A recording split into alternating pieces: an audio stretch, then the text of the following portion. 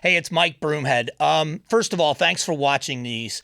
We released a podcast on 9/11 with two men directly connected to Ground Zero in New York, Mike McAvoy and Mike Angeloni, and I hope you'll go and check it out. Anywhere you download podcasts for Amazing Arizonans, go and check that one out for 9/11. What we're doing here is throughout our conversations over the last months and years, we've had conversations with people about their connection to 9/11. It's going to be people you recognize, people you know. Their stories are amazing and incredible. So that's what we're doing here this week, is to show you the connection that still happens with the people from 9/11 all the way through these 22 years later.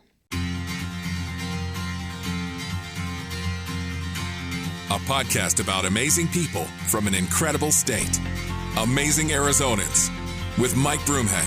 This is Gordon C. James of Gordon C. James Public Relations. He's the PR person for the Bush family, and at the time he was working for the Bush White House with George W. Bush. This is him talking about what he was doing that day and the days that followed. I had a very interesting experience. We were actually on 9/11, 2001, we were actually here in Phoenix, in bed, when the first plane hit. And we got a call from a friend of Lisa's, and she said, "Turn on your TV, there's something terrible happening." And one of my sons was working for MTV at the time. And as the time went on, and we didn't know, when it was going to end. I mean, the fourth plane crashed, and the Pentagon was hit, and the two towers. Nobody knew that this was the beginning or the end or what was going to happen.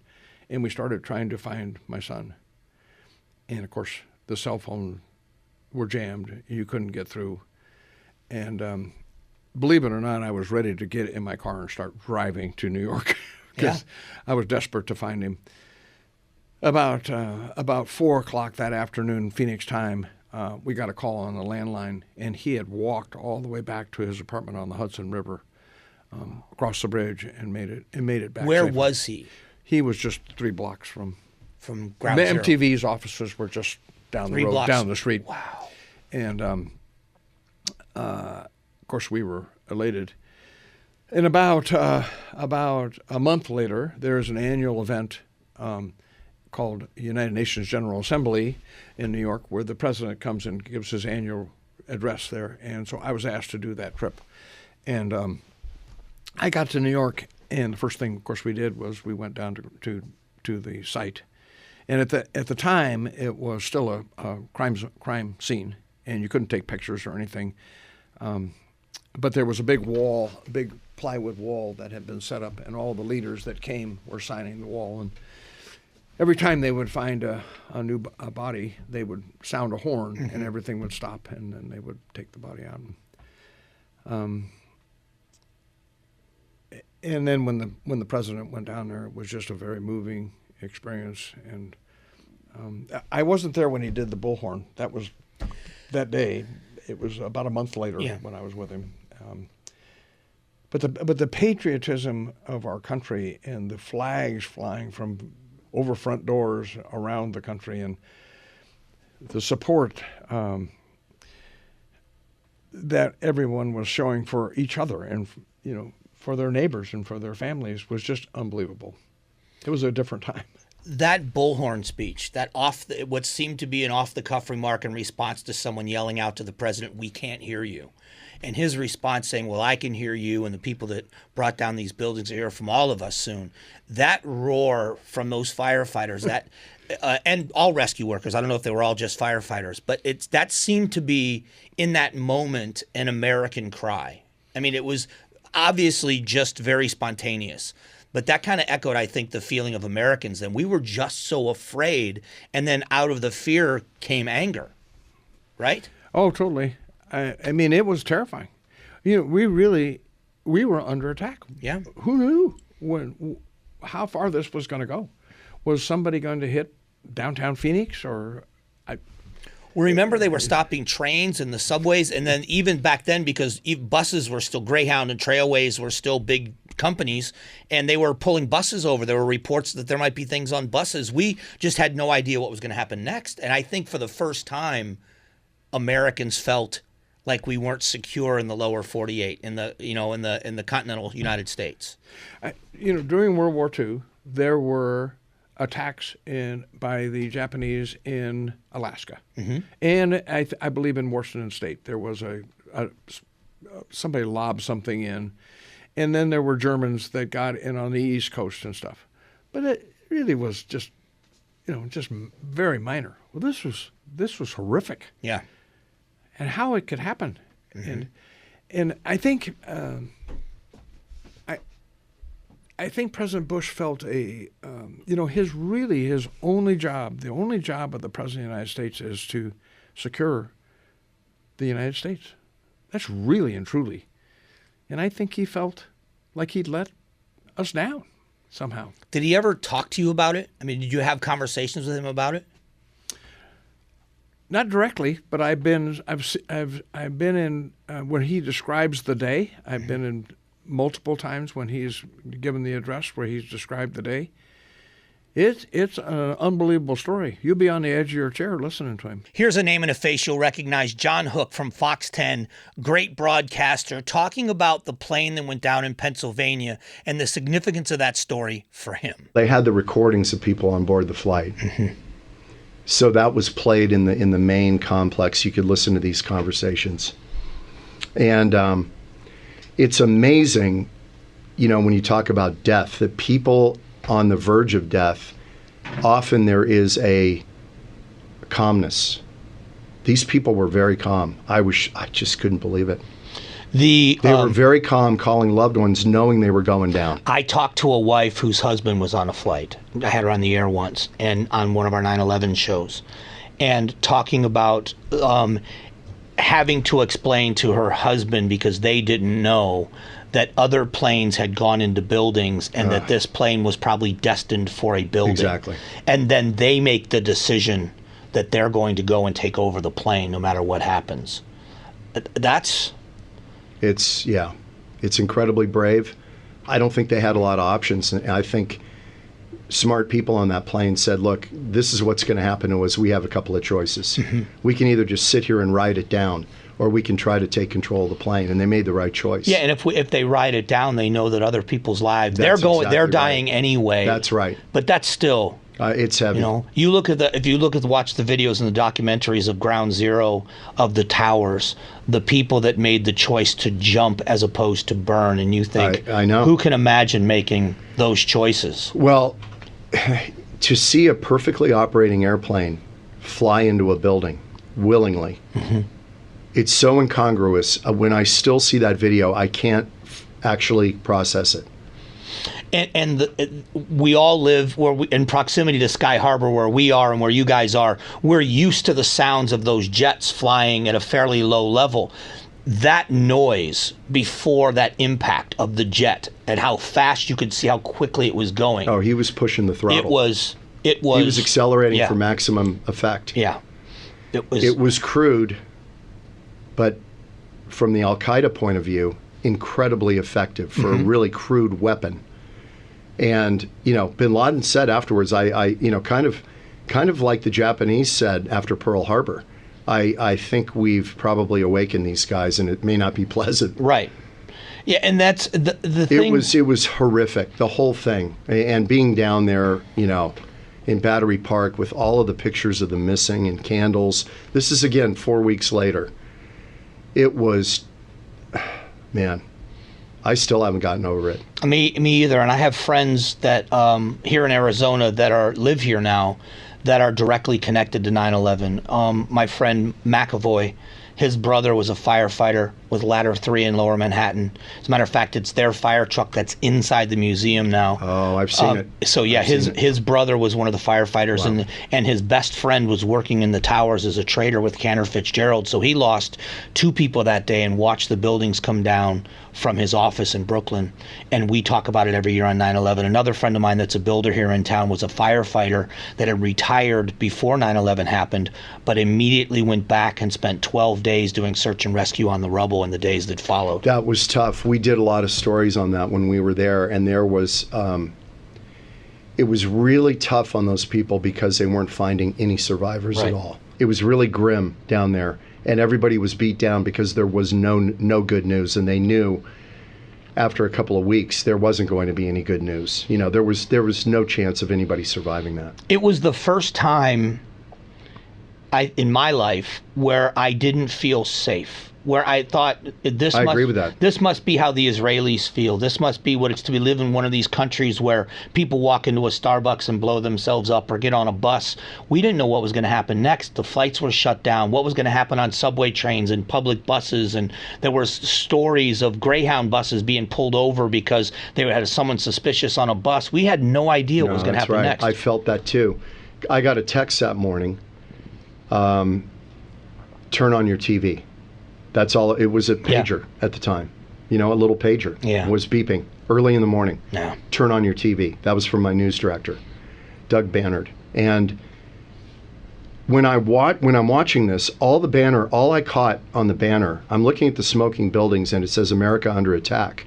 Wow. My instant reaction was to go to the window looking, I'm not kidding, looking for incoming missiles. Yeah. I didn't know, I had not, at that point, you know, we didn't know Al-Qaeda. I didn't know who's attacking us, who launched. I thought it was a missile attack when I first saw the image. Then they're replaying and showing stuff, and I'm like, oh, a plane hit the building. Yeah. But at first, I went to the window. I'm like, do we have missiles incoming? Right. That was my first reaction. I've talked with Angela Harrell from the 100 Club of Arizona many, many times. Her connection to 9/11 when she was working for the State Department. She tells us here why her husband and her mom were so worried about her on 9/11. There were only 2 times that Bruce genuinely ever was worried about me and my overall well-being, and one of which was on 9/11. And we actually were bi-coastal, so to speak. He was here in Arizona, and I was working in Washington, D.C. I was at the Foreign Service Institute, ready to go overseas to work at the U.S. Embassy in Santiago, Chile. And I was, again, in a training as a special agent, like no real big deal. However, when I was in this training, it was early in the morning, and it was in Washington, D.C., and it was just a typical day. I mean, like everyone had as it started 9/11, September 11th specifically. And this building where I was just outside of the Pentagon. And we're sitting in the class, and somebody was like, hey, and they saw like a plane or something out the window, but nobody thought a thing of it. I don't even know why somebody just went, hey. You know, we're just kind of bored. We're looking around and all that. And it was nothing until it was. You know, later we heard like a noise, and again, didn't think anything of that. Somebody could have been unloading the dumpsters or whatever the case was in the parking lot. And I was working with all the diplomats, and no big deal. And then all of a sudden they came and knocked on the door, and they asked for all of the special agents to come into the hallway. And at that time they wheeled in a television, right? They wheeled the television over. How long ago this was? I know, which is hard to imagine, but it was fascinating. Because we're watching the TV now in the hallway, and the agent in charge, or my supervisor, basically said, we need to evacuate this building, and we need to do it right now. And we didn't come to a training class prepared with all of our gear and our equipment and this and that. And needless to say, I mean, we ran back to where we were staying, and we're literally driving through yards to get radios and equipment because cell phones weren't working, to get our vests, to get our gear, to get everything that we needed to function in this capacity. And then we started running through the building, and this is a huge facility, and going through every single door, you know, making sure there's nobody in there, and taking out our Diplo tots, which were our toddlers that were on site in the daycare. And as we're doing that, I just want to get a phone call out. I just want to let my mom know that I'm okay. I want to call Bruce and let him know that everything's fine. And I just am so taken aback because I finally get a phone line. And when I grab this phone line, I get this line out, and I call my mom really fast. And when I call my mom, she answers the phone, and I said, it didn't sound like her. And she goes, hello? And I said, is this Joan? And she goes, yes. And she's all choked up. And she said, yes, this is Joan. And I go, Mom, it's me. It's Ange. She goes, oh, okay. All right. Go do what you got to do. Do what you got to do. But to hear your mom's voice. Because she knew you were there. She thought she was getting that call because she didn't recognize my voice. Right. And that was devastating to me to have that impact. But I was able to get that call out. And then later in the command center, I was able to get a call from Bruce as well. And he was grounded here in Arizona working on the DPS rescue helicopter because no one was allowed to fly. And he was saying to me, he's like, geez, we have this call. We really want to go. We can't get clearance from the FAA to fly. And I go, oh, well, I don't know if this is appropriate or not, but I'm sitting next to someone from the FAA. I wonder if you could just talk with them. And I handed the phone over and they were able to go do a rescue. But again, timing in life is just an amazing thing. An amazing thing. Recently had Jerry Colangelo in studio talking about his Integrity Summit, and we talked about 9/11 because the Diamondbacks were in New York for that World Series. His perspective on this is pretty amazing. It was surreal. I mean, the whole experience, it was an amazing time to be affiliated with something like the Arizona Diamondbacks in Major League Baseball and be a part of what was happening right on the ground in New York City. Going down to the site and still the smoke was still smoldering and the smells. And I mean, you want to talk about changing your life and perspective on a lot of things. We felt we were right in the eye of the storm. I mean, that's really how we felt. So to have had that experience, God has a plan in everyone's life. And I just happen to believe that things happen because they're supposed to happen the way they do. And so for us to be playing the Yankees, to be there in New York, to be part of the whole 9/11 experience to that degree was unbelievable. I mean, it had such an impact on all of us, not just our organization, but think about the impact of the people here in Phoenix, in Arizona, because their team was there right in the heart of all that stuff. It was amazing, and I'm not going to say I'm thankful that we had part of that. No, I don't mean it that way. Those were the cards that were dealt. We found ourselves there. I think it had great impact on each of us. I think it had a lot to do with our organization in a very positive way about dealing with life and the reality of how things can take place and you lose loved ones like you lost your brother. Everyone's had that experience in their families for the most part, many at least. And so thankful that we're Americans. I've traveled the world because of sports. I've met all kinds of leaders in different countries.